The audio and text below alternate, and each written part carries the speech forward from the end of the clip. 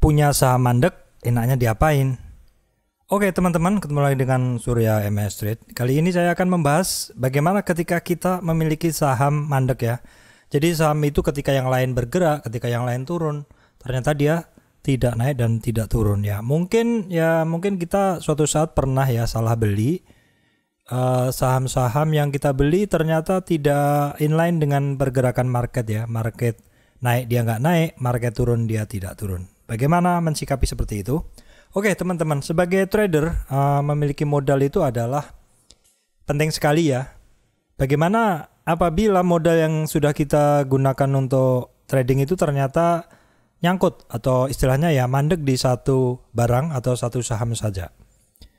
Ada beberapa teman yang menanyakan hal ini, bagaimana ketika saham sedang nyangkut, tidak ada modal lagi, sedangkan ada peluang saham-saham lain yang turun dalam dan dia mulai menunjukkan pergerakan naik ya.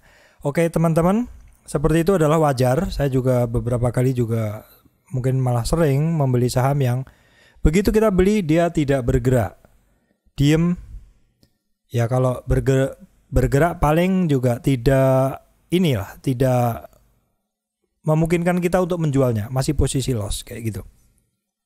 Jadi bisa jadi yang kita beli itu adalah saham yang tidak aktif teman-teman ya, atau memang dia saham tipikal bid offernya besar-besar sehingga pergerakannya jadi lamban gitu.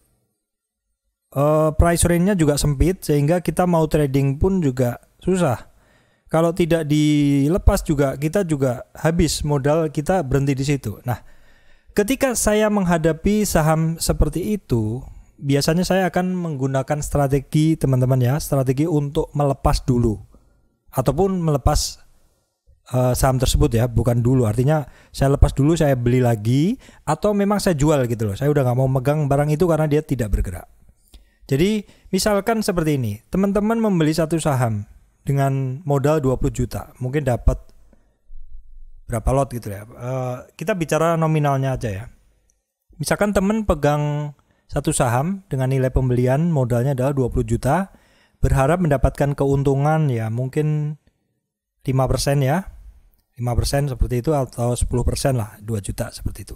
Tapi kenyataannya saham tersebut bukannya dia naik, ternyata malah turun. Dan ketika dia sudah turun ternyata juga tidak ada aktivitas naik, aktivitas turun juga tidak ada. Boleh dibilang saham tersebut mandek. Nah, mensikapi seperti ini saya biasanya akan melepas saham-saham berkinerja tidak bagus seperti itu.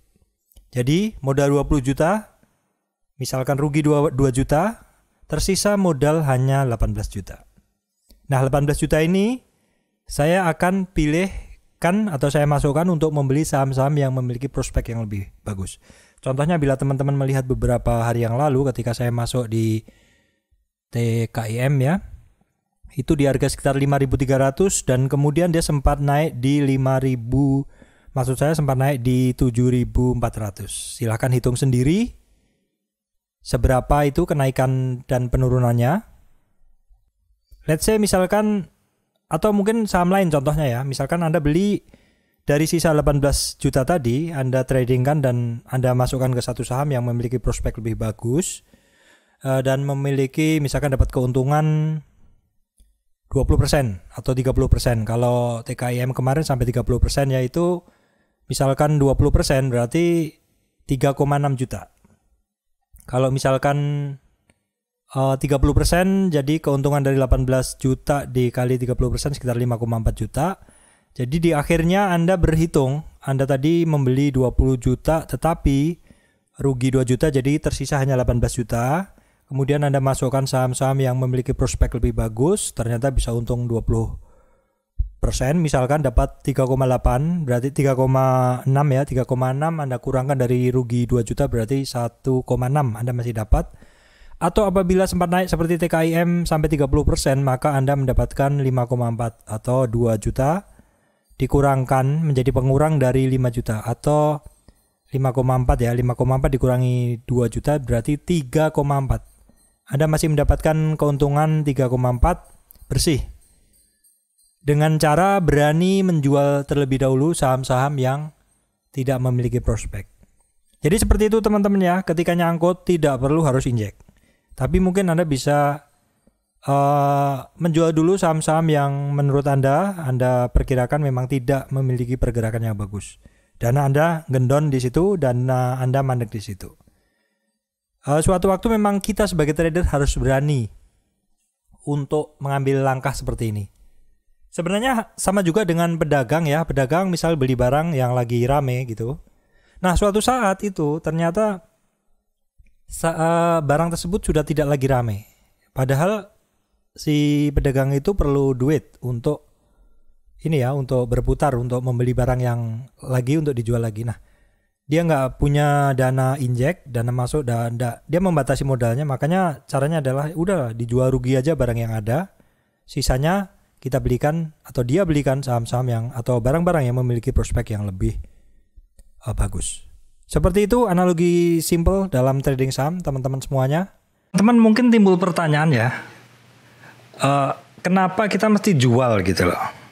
Toh nanti juga naik. Nah, ada sebagian teman yang bilang seperti itu. Jadi kalau kita belinya sahamnya bagus, itu kalau misalkan masih diem itu kan tinggal masalah waktu saja. Ya, mungkin sebagian pendapat itu adalah benar teman-teman ya. Seperti teman-teman lihat di saat ini, mulai dari bulan Maret sampai dengan sekarang, mungkin ada saham-saham yang turun dalam dan dia belum naik tinggi. Tetapi coba teman-teman lihat saham-saham lain ada yang memiliki potensi yang jauh lebih bagus teman-teman. Jadi memang pada saat awal bulan Maret ikut turun, tetapi ternyata sektor usahanya memiliki imbas sedikit atau terimbas sedikit terhadap kondisi ya. Misalkan sekarang lagi corona, beberapa saham atau banyak saham turun dalam, tetapi kita bisa melihat ternyata ada saham, contohnya saham Indosat dan juga saham Excel ya. Rekan-rekan lihat chartnya. Oke, ini adalah chart saham Excel dan ini adalah chart saham Indosat. Keduanya memiliki bentuk pergerakan yang hampir sama teman-teman ya. Nah, kalau melihat seperti ini, apakah teman-teman masih mau bertahan pada saham yang mandek ya? Pada saham-saham yang tidak memiliki prospek sebagus saham-saham yang saya sebutkan tadi, contohnya Indosat ataupun Excel ya. Ataupun pada akhirnya ketika 2 mingguan ini teman-teman lihat pergerakan INKP dan TKIM yang sangat fantastis, apakah teman-teman tidak kepingin memiliki portofolio yang tumbuh dengan bagus karena diisi dengan saham-saham yang tepat? Nah, kira-kira seperti itu teman-teman. Jadi porto kita mau seperti apa itu semua tergantung dari isinya teman-teman ya. Kalau isinya saham itu saham-saham yang mandek, sektoralnya tidak bagus ya, tentu juga pertumbuhan dari portofolio kita juga tidak bagus. Jadi jangan salah pilih saham teman-teman ya. Oke, dari saya, dari Surya MS Trade cukup segitu. Terima kasih teman-teman semuanya.